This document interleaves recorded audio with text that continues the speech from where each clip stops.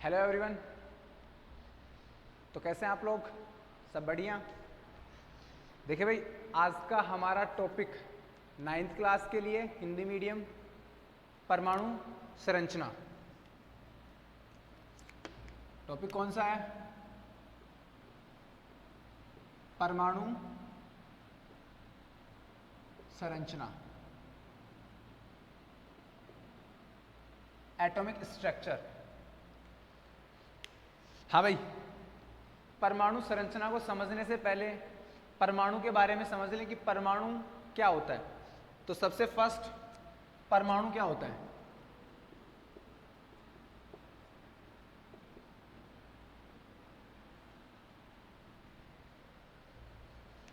देखिए भाई, एक साइंटिस्ट था डॉल्टन।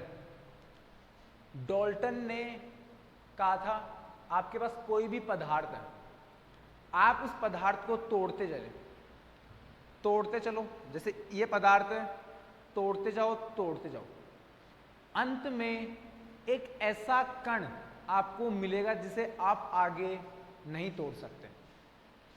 उसे डॉल्टन ने क्या कहा? परमाणु। ठीक बात है। डॉल्टन के अनुसार परमाणु क्या है कि पदार्थ का सूक्ष्म कण, सबसे स्मॉलेस्ट पार्टिकल, सबसे छोटा कण क्या कहलाएगा? परमाणु। देखिए परिभाषा क्या हो जाएगी इसका मतलब?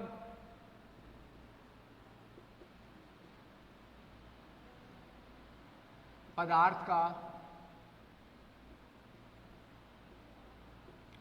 सबसे सूक्ष्मतम कण जो उपपरमाण्विक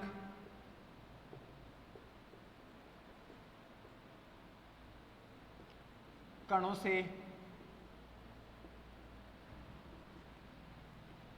मिलकर बना होता है। डॉल्टन ने कहा कि पदार्थ का सबसे सूक्ष्मतम कण, सबसे छोटा कण क्या कहलाता है? परमाणु। लेकिन जब देखा गया कि वो परमाणु जो है उसमें भी कुछ उपपरमाण्विक कण उपस्थित होते हैं, सब एटॉमिक पार्टिकल्स प्रेजेंट होते हैं। देखिए कौन कौन से उपपरमाण्विक कण होते हैं? उपपरमाण्विक कण, किसी भी परमाणु में 3 उपपरमाण्विक कण पाए जाते हैं। इलेक्ट्रॉन,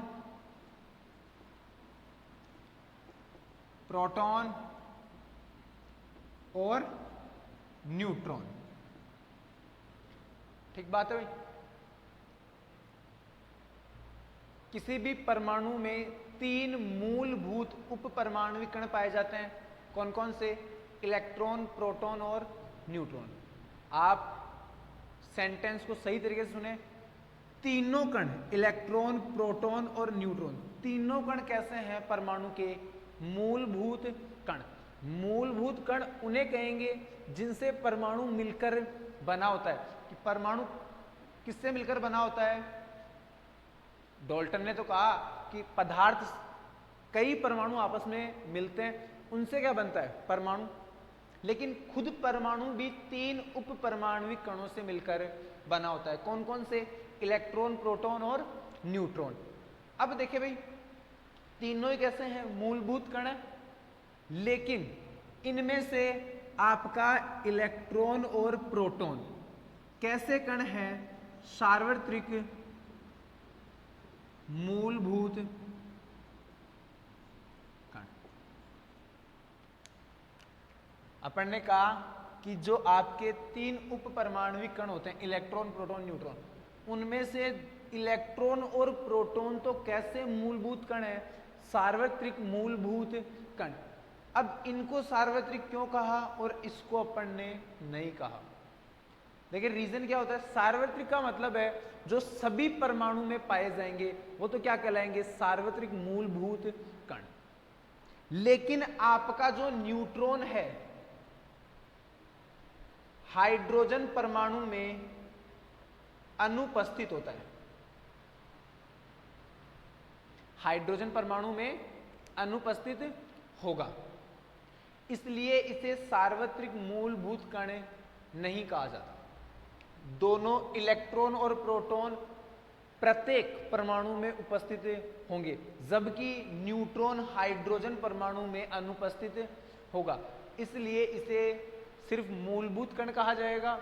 और जो आपके इलेक्ट्रॉन और प्रोटॉन है वो कैसे कण होंगे? सार्वत्रिक मूलभूत कण। ठीक बात है। अब अपन स्टडी करते हैं एक एक की, तीनों की स्टडी करेंगे अपन, सबके बारे में पढ़ेंगे। सबसे पहला मूलभूत कण इलेक्ट्रॉन।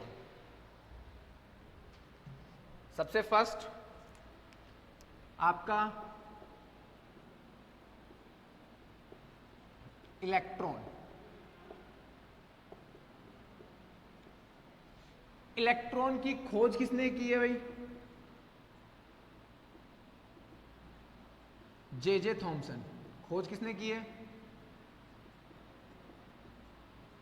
अगर आपसे पूछा जाए इलेक्ट्रॉन की खोज किसने की है, आंसर क्या होगा? J Thomson. कब की है? 1897। कब की है? 1897। हाँ भाई, नेक्स्ट आपसे पूछा जाए इलेक्ट्रॉन पर आवेश किस प्रकार का होता है, तो इलेक्ट्रॉन पर आवेश होता है ऋणात्मक आवेश, और उसका मान क्या होता है? ऋणात्मक आवेश मान कितना होगा? 1.6 × 10⁻⁻19 कूलम। अगर आप पर इलेक्ट्रॉन पर आवेश की बात की जाए तो इलेक्ट्रॉन पर आवेश कितना होगा? -1.6 × 10⁻⁻19 कूलम। याद रह जाएगा। मैं आगे बात करूं इलेक्ट्रॉन का द्रव्यमान। इलेक्ट्रॉन का द्रव्यमान शॉर्ट में me, mass of electron. me कितना होगा? 9.1 × 10⁻31 किलोग्राम। अगर आपसे कोई पूछा जाए कि इलेक्ट्रॉन का किलोग्राम में द्रव्यमान कितना होगा, आंसर क्या आएगा? 9.1 × 10⁻31 किलोग्राम। अगर आपसे कभी ग्राम में पूछ ले, किलोग्राम में तो पढ़ने याद कर ले, अगर कभी किस में पूछे, ग्राम में पूछ ले, फिर तो आपको चेंज करना आना चाहिए। इसके लिए सिंपल सी चीज है, आप सब जानते हैं 1 किलोग्राम किसके बराबर होता है? 1000 ग्राम के बराबर होता है। हाँ कि ना? 1 किलोग्राम किसके बराबर होगा? 1000 ग्राम के बराबर। तो मैं इसको क्या इस प्रकार से लिख सकता हूं? 9.1 × 10⁻31 इंटू 1 kg। जब आप इसे 1 kg से मल्टीप्लाई करेंगे तो ये बन जाएगा ऊपर वाला। जब आप इसको 1 kg 1 किलोग्राम से मल्टीप्लाई करते हैं इससे, तो क्या ऊपर वाला ये आ जाएगा? हाँ कि ना? तो कोई फर्क नहीं है। अब 1 किलोग्राम किसके बराबर होता है? 1000 ग्राम के बराबर। तो इस 1 किलो की जगह आप किसका मान रख दें? 1 किलोग्राम को क्या कह सकते हैं अपन? 1000 ग्राम कह सकते हैं। और आप सब जानते हैं 1000 को क्या मैं 10⁻³ कह सकता हूं? 10⁻³ ग्राम। हाँ कि ना? तो यहां से 9.1 × 10⁻31 इंटू 10⁻³ ग्राम। जब आप इसको सॉल्व करते हैं आगे, जब सॉल्व करेंगे तो आप सब जानते हैं कि जब घातें समान हो, जब आधार समान हो तो घातें आपस में क्या हो जाएंगी? जुड़ जाएंगी। तो घातें जोड़ दो, -31 + 3। तो आप सब जानते हैं जब इन्हें जोड़ेंगे तो आपका कितना आएगा? -28, क्योंकि माइनस की बड़ी संख्या है, इसका मतलब माइनस का चिन्ह, और ये इसमें से माइनस हो जाएगा। तो यहां से क्या आ गया आपका आंसर? 9.1 × 10⁻28 ग्राम। अब आपसे कोई पूछे इलेक्ट्रॉन का द्रव्यमान बताओ, वो भी किसमें? ग्राम में। तो क्या बताओगे? 9.1 × 10⁻28 ग्राम हो जाएगा। नेक्स्ट मैं बात करूं, एक द्रव्यमान की 3 इकाइयां होती हैं। काफी सारी इकाइयां हैं, अपन 3 की बात करेंगे। यहाँ काफी सारी इकाइयां होती है, अपन 3 की बात करेंगे। तो किलोग्राम, एक ग्राम में, और एक AMU। AMU का मतलब होता है एटॉमिक मास यूनिट। क्या होता है?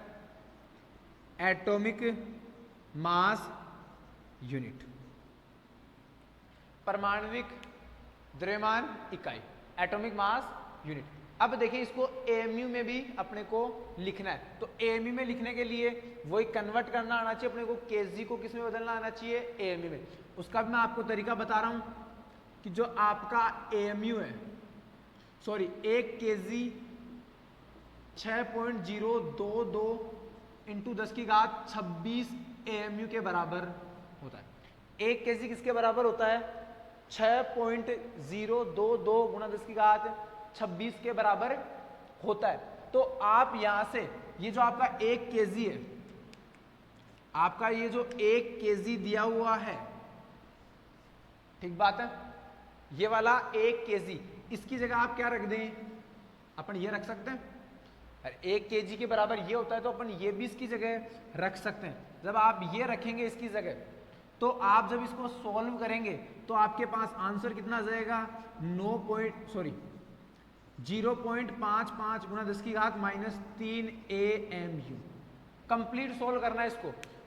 इस 1 केजी की जगह ये वाला मान रखें, उसके बाद में आप इसे सॉल्व करेंगे तो आपके पास क्या आ जाएगा, 0.55 गुना 10 की घात -3 AMU। इसी को मैं और तरीके से लिख सकता हूं, ये -3, अगर मैं इसको चाहूं लिखना तो ये माइनस का 3 कहां जाएगा, नीचे जाएगा, तो प्लस का 3 हो जाएगा, 10 की घात प्लस का 3, और इस प्रकार से जाएगा 0.55 है गुना 10 की घात -3 है। जैसे ही -3 नीचे जाएगा तो 0.55 गुना 10 की घात प्लस का 3, जब इसे खोल के लिखेंगे तो 1000 हो जाएगा। जब आप इसमें 1000 का भाग देते हैं, पता है आपको क्या होगा, जीरो बढ़ते जाएंगे तो क्या हो जाएगा, 0.00055 इस टाइप से आएगा। तो इसको एक और क्या लिख सकते हैं, 0.00055 AMU। हाँ कि ना, कर सकते हैं बेटा, सिंपल है। किसी फॉर्म में भी आपको क्वेश्चन में पूछ सकता है, 9th के लेवल में कुछ भी पूछ सकता है कि ग्राम में बताएं इलेक्ट्रॉन का द्रव्यमान, या किलोग्राम में, या AMU में द्रव्यमान बताएं। बेसिक नॉलेज आपके पास ये होनी चाहिए, ठीक बात है। नेक्स्ट आगे बात करें, आपको ये 2 रिलेशन भी अच्छे से याद रखने हैं। नेक्स्ट,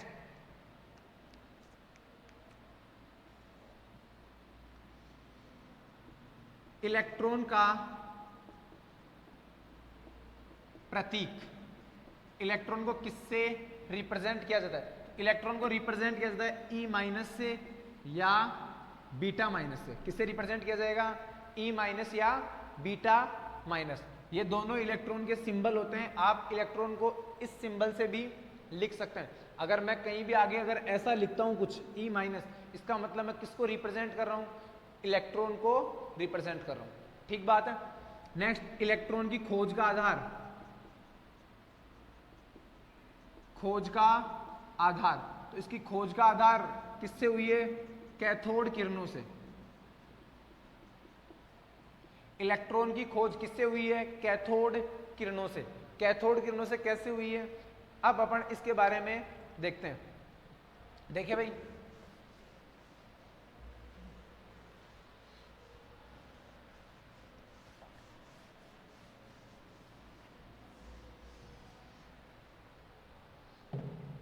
जे थॉमसन ने एक कांच की विसर्जन नलिका ली,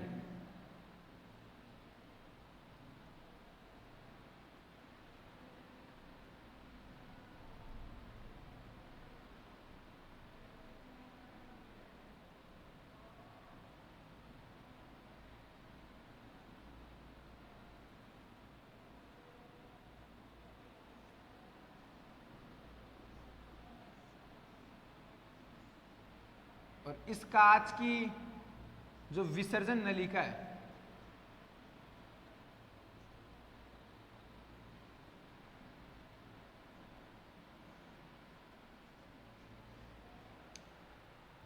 जे थॉमसन ने क्या किया, एक कांच की विसर्जन नलिका ली। आपकी ये क्या है, कांच की विसर्जन नलिका। और इस कांच की विसर्जन नलिका, देखो क्या होती है कांच की विसर्जन नलिका, एक कांच की पाइप होती, ट्यूब होती है, नलिका होती है, उसके दोनों सिरों पर दो इलेक्ट्रोड लगे होते हैं, एक कैथोड और एक आपका एनोड। ये तो आपका क्या है, कैथोड, और ये आपका क्या है, एनोड। एक कांच की नलिका होती है जो कि जिसके दोनों सिरों पर दो धातु से बने हुए क्या लगे होते हैं, इलेक्ट्रोड। एक का नाम कैथोड, एक का नाम एनोड। ये दोनों किससे बने हुए हैं, धातु से। अब देखें, इसके साथ ही एक पंप लगा होता है, वैक्यूम पंप।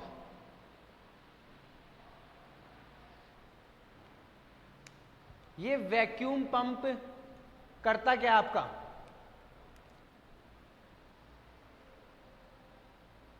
ये वैक्यूम पंप इस नलिका में जो दाब है, प्रेशर है, उसको क्या करता है, बढ़ाने और घटाने का काम करता है।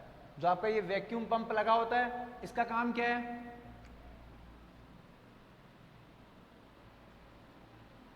Vacuum pump. जो आपका वैक्यूम पंप है, इसका काम क्या होता है, ये इस नलिका में दाब को बढ़ाने और घटाने का काम करता है। साथ ही इस वैक्यूम पंप, जो इसमें प्रेशर क्रिएट होगा, जो दाब उत्पन्न होगा, वो भी कौन करेगा, ये वैक्यूम पंप इसमें दाब उत्पन्न करेगा। तो ध्यान से देखें, इसमें जब आप इसे उच्च विभव, थॉमसन ने इसे उच्च विभव और उच्च दाब, उच्च विभव और उच्च दाब पर जब इस नलिका में देखा, तो उसने ऑब्जर्व किया, देखा कि इस नलिका के चारों ओर एक हरे रंग की रोशनी उसे दिखाई दी। और इस एक्सपेरिमेंट से उसने देखा कि जो इसमें इस नलिका में अपन विद्युत प्रवाहित कर रहे हैं, अरे विद्युत प्रवाहित हो रही है क्योंकि अपन ने इसको किससे जोड़ रखा है, बैटरी से जोड़ रखा है। यह आपकी क्या है, बैटरी। अपन ने इसको बैटरी से जोड़ रखा है, तो इसका मतलब इसमें क्या होगा,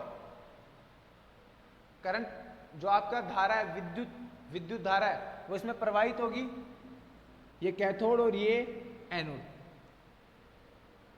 सिंपल सा एक्सपेरिमेंट था। जे थॉमसन ने क्या लिया, एक कांच की विसर्जन नलिका ली। वो विसर्जन नलिका, कांच की विसर्जन नलिका क्या होती है, एक कांच की नलिका होती है जिसके दोनों सिरों पर दो धातु से बने हुए इलेक्ट्रोड लगे होते हैं, कैथोड और एनोड। और साथ ही ये विसर्जन नलिका एक वैक्यूम पंप से क्या होती है, अटैच। ये वैक्यूम पंप क्या करता है, इस नलिका में दाब को नियंत्रित करता है, घटाने और बढ़ाने का। साथ ही इसमें दाब को उत्पन्न करने का काम भी कौन करता है, वैक्यूम पंप।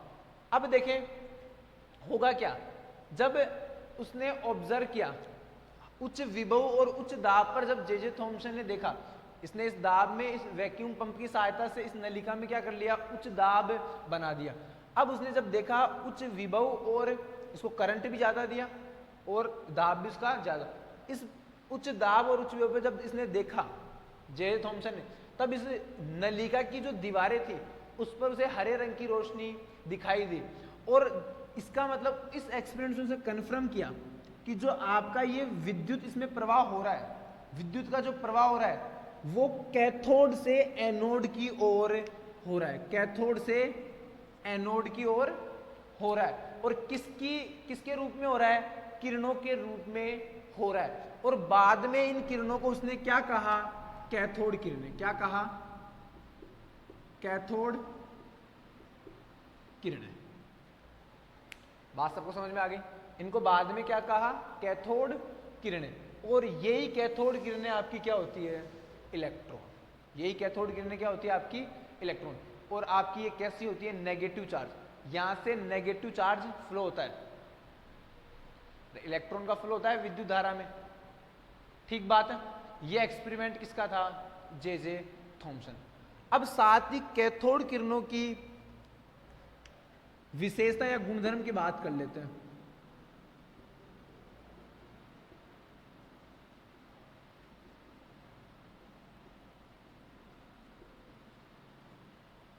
कैथोड किरणों के गुणधर्म। फर्स्ट मैं बात करूं, फर्स्ट क्या है,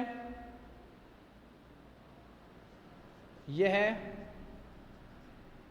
सीधी रेखा में गमन करती है। जो आपकी कैथोड किरणें, उनके गुणधर्मों में पहला गुणधर्म क्या है, कैथोड किरणें किस रेखा में गमन करेगी, एक सीधी रेखा में गमन करती है। दूसरा, यह रोशनी उत्पन्न करती है। जो आपकी कैथोड किरणें वो रोशनी उत्पन्न करती है, क्योंकि जे थॉमसन ने देखा है कि इसकी दीवारें, जो आपकी विसर्जन नलिका है उसकी दीवार पर हरे रंग की रोशनी दिखी थी उसे, इसका मतलब ये जो आपकी कैथोड किरणें ये रोशनी उत्पन्न करती है। थर्ड मैं बात करूं, यह किरणें विद्युत व चुंबकीय क्षेत्र से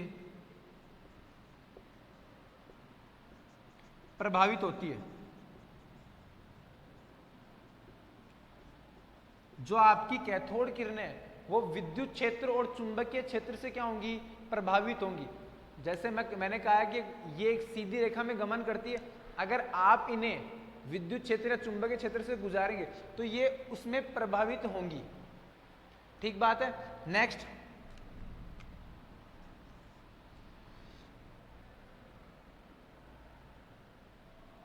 यह है ऋणात्मक आवेशित कणों से मिलकर बनी होती है। अगर आपसे कोई पूछे कैथोड किरणें किन कणों से मिलकर बनी होती है, तो ये किन कणों से मिलकर बनी होगी, ऋणात्मक आवेशित कणों से मिलकर बनी होगी। अगली प्रॉपर्टी की बात करूं तो अगली प्रॉपर्टी क्या होगी, कैथोड किरणों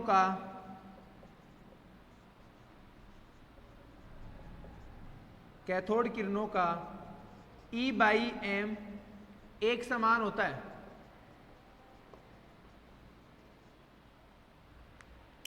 देखिए भाई, E/m ये अपन अभी पढ़ने वाले हैं, पर एक बात ये याद रखनी है कि जो कैथोड किरणें, उन कैथोड किरणों का जो E/m है, E/m बताऊंगा मैं क्या होता है E/m। तो जो E/m है वो सभी कैथोड किरणों क्या होता है, एक समान होता है, एक सा होता है, बिल्कुल सेम, ये याद रखना है। और ये जो कैथोड किरणें, ये एक द्रव्य तरंग है।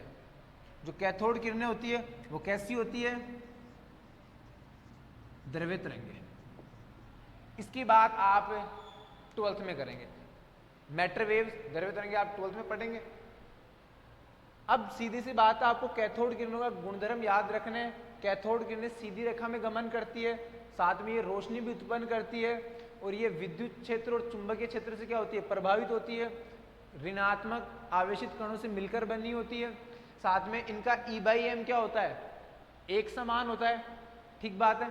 और ये इस प्रकार एक्सपेरिमेंट किया जे थॉमसन ने, और इस टाइप से इलेक्ट्रॉन की खोज हुई है। यहां तक सबको बात क्लियर है। अब नेक्स्ट, यहां एक टॉपिक आया, एक पॉइंट आया छोटा सा, E/m। E/m क्या होता है?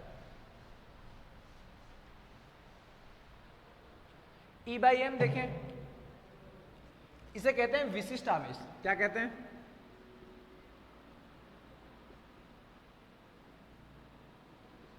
विशिष्ट आवेश। विशिष्ट आवेश होता क्या है? इंग्लिश में कहते हैं स्पेसिफिक चार्ज। Specific charge. देखिए भाई क्या होता है, आवेश व द्रव्यमान का अनुपात। आवेश व द्रव्यमान का अनुपात क्या कहलाता है? विशिष्ट आवेश। आपका आवेश और द्रव्यमान का अनुपात क्या कहलाएगा? विशिष्ट आवेश, या इसी को क्या कहते हैं? E/m। कैसे कहते हैं E/m? ध्यान से देखें, आपका आवेश, आवेश को Q से कर डिनोट करते हैं और द्रव्यमान को m से, ठीक बात है। और इलेक्ट्रॉन वगैरह जो भी आपका है, इलेक्ट्रॉन पर आवेश कितना होता है? इलेक्ट्रॉन का आवेश, अब ये अपन ने पढ़ा है, इलेक्ट्रॉन का आवेश होता है -1.7 इसके बाद -19 कूलाम, हाँ कि ना? माइनस, ये तो चिन्ह तो इसकी प्रकृति बता रहा है कि किस टाइप का आवेश है, धनात्मक है या ऋणात्मक। अपने को तो वैल्यू की बात करनी है, इसका मान, इसका मान जो 1.6 -19 कूलाम होता है, इसको मैं ई से भी रिप्रेजेंट कर सकता हूं। यूनिट चार्ज, इकाई आवेश होता है एक, इसका मतलब एक इकाई आवेश है, किसी एक इलेक्ट्रॉन पर इतना आवेश होता है, इसको ई से भी डिनोट कर सकते हैं। यानी इसका आवेश कितना हो जाएगा? ई, और मास क्या? m। तो E/m। क्या यहां तक बात सबको समझ में आ गई? विशिष्ट आवेश क्या होगा? आवेश व द्रव्यमान का अनुपात क्या कहलाएगा? विशिष्ट आवेश। किसी भी कण हो आपके पास, किसी भी कण का E/m निकलवाए, किसी भी कण का E/m आपसे अगर गणना करवाए उसकी, तो आपके पास उसका आवेश होना चाहिए और उसका द्रव्यमान आपके पास होना चाहिए, दोनों का अनुपात निकाले, उसका क्या आ जाएगा? विशिष्ट आवेश। देखिए, जैसे एक क्वेश्चन की बात करते हैं अपन, मेरे पास क्वेश्चन है,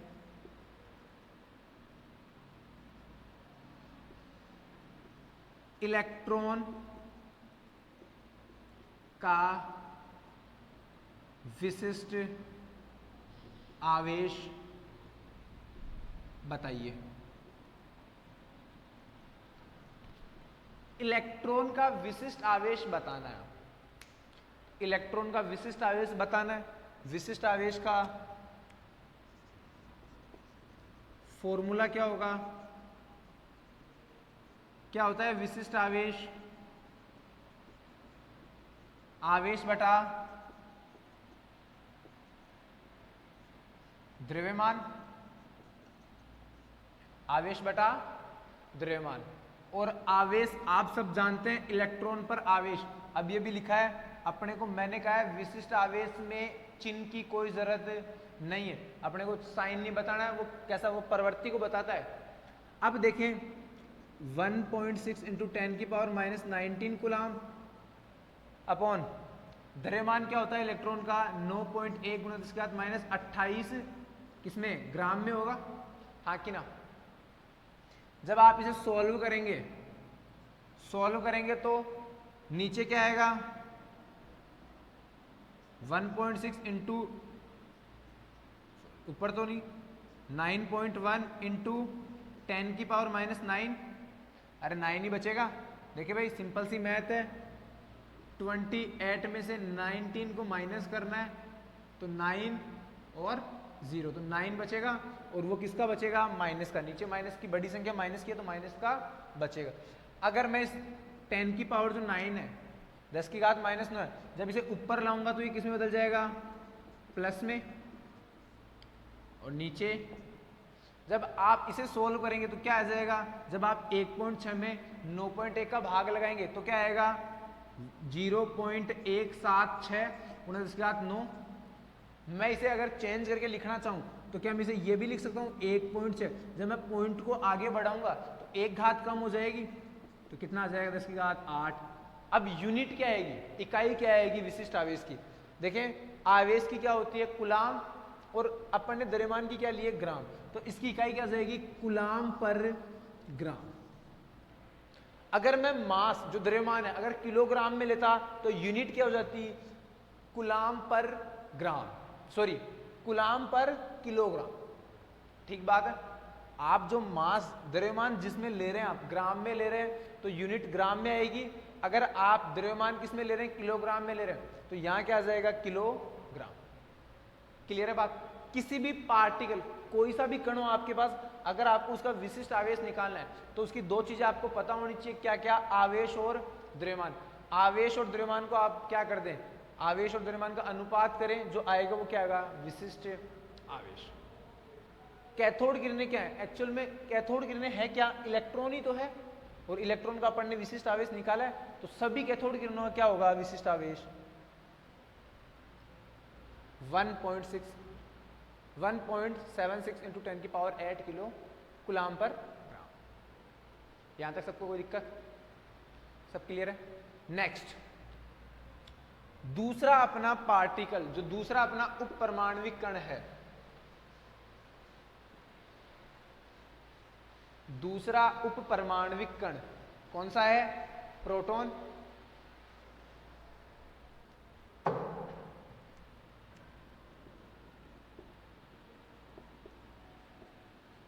दूसरा उप परमाणविक कण आपका कौन सा, प्रोटॉन।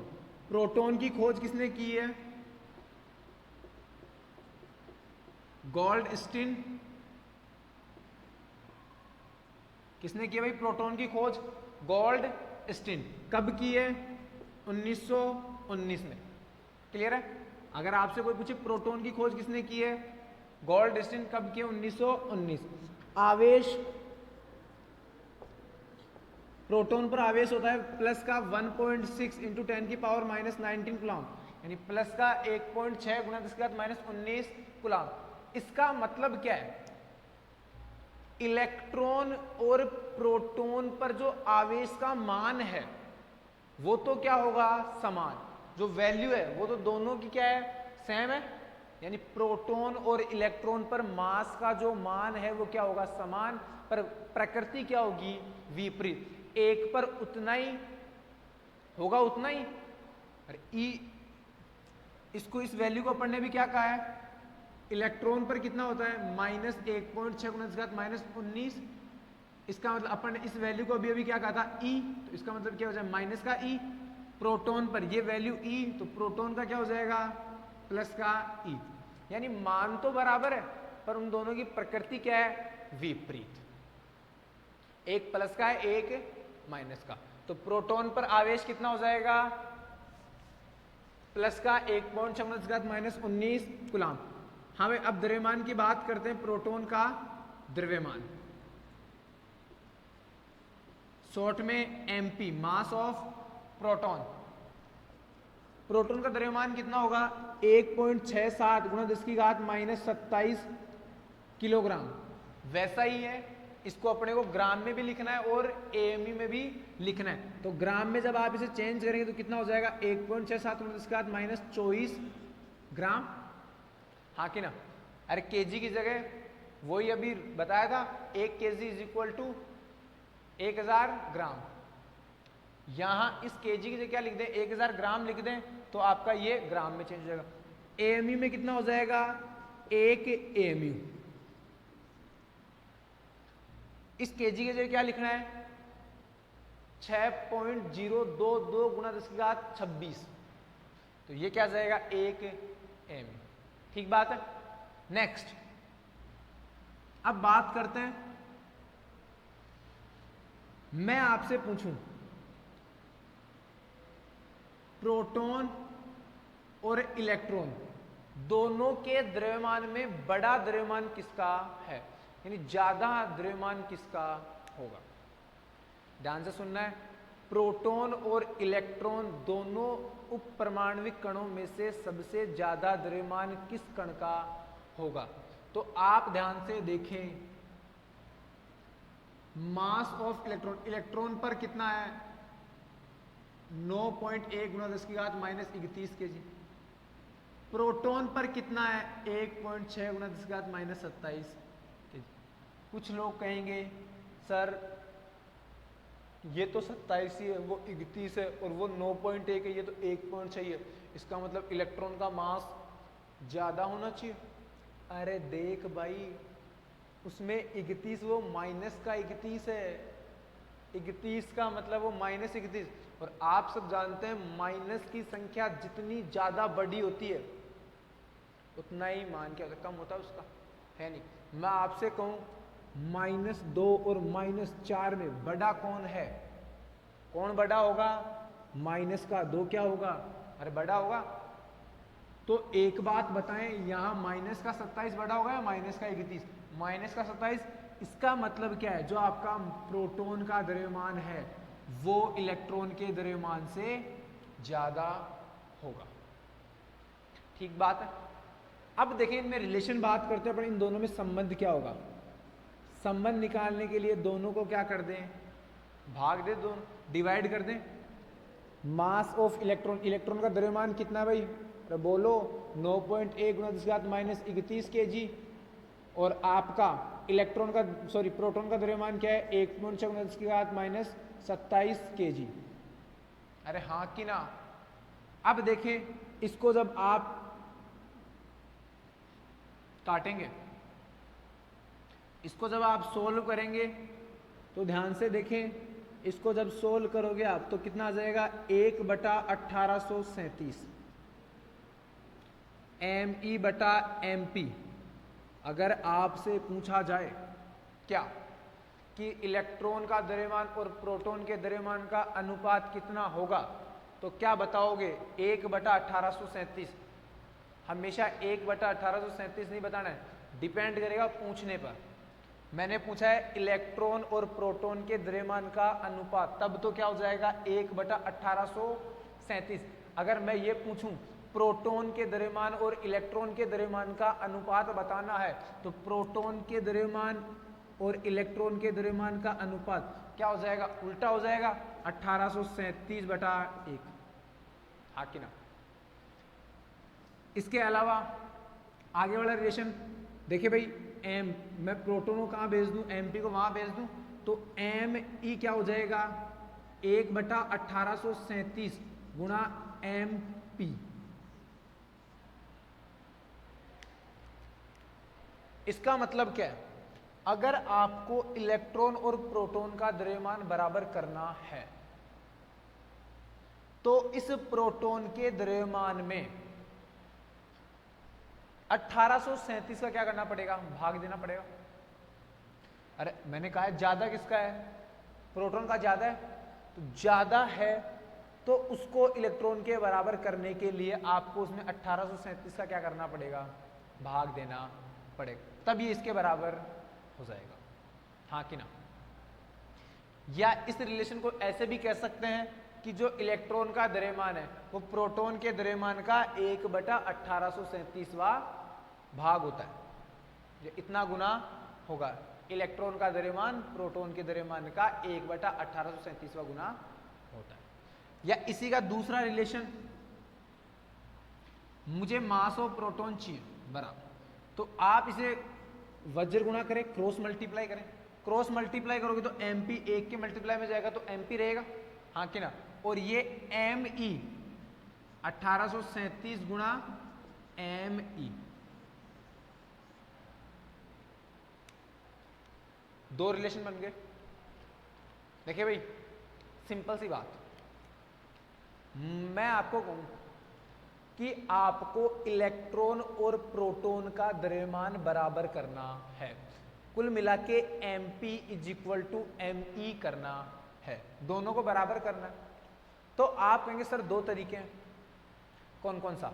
पहला तरीका तो ये कि आप mp जो प्रोटॉन का द्रव्यमान है उसमें 1837 का भाग लगा दें तो किसके बराबर आ जाएगा? इलेक्ट्रॉन के द्रव्यमान के बराबर आ जाएगा। या दूसरा तरीका, आप इलेक्ट्रॉन के द्रव्यमान को 1837 से गुणा कर दें तो भी प्रोटॉन के द्रव्यमान के बराबर आ जाएगा। यहां तक इसको दिक्कत? अब अपन नेक्स्ट लेक्चर में पढ़ेंगे जो एनोड रे एक्सपेरिमेंट है। मैंने कहा है कि प्रोटॉन की खोज डिफ्रेंशिएट करके पढ़ना है, सारी चीजों को अंतर करके, कि इलेक्ट्रॉन की खोज का आधार कौन था? कैथोड किरणें। अपन ने कैथोड किरणों के बारे में पढ़ा थोड़ा बहुत। प्रोटॉन की खोज का आधार कौन है? एनोड किरणें। और अब हम एनोड किरणों की, जो एनोड किरणों के बारे में कुछ बातें हैं वो भी अपन पढ़ेंगे, पर वो पढ़ेंगे कब? जब अपन नेक्स्ट लेक्चर में आएंगे। ठीक बात है? यहां तक आप अच्छे से पढ़ें। Thank you so much. पढ़ते चलें खूब सारा।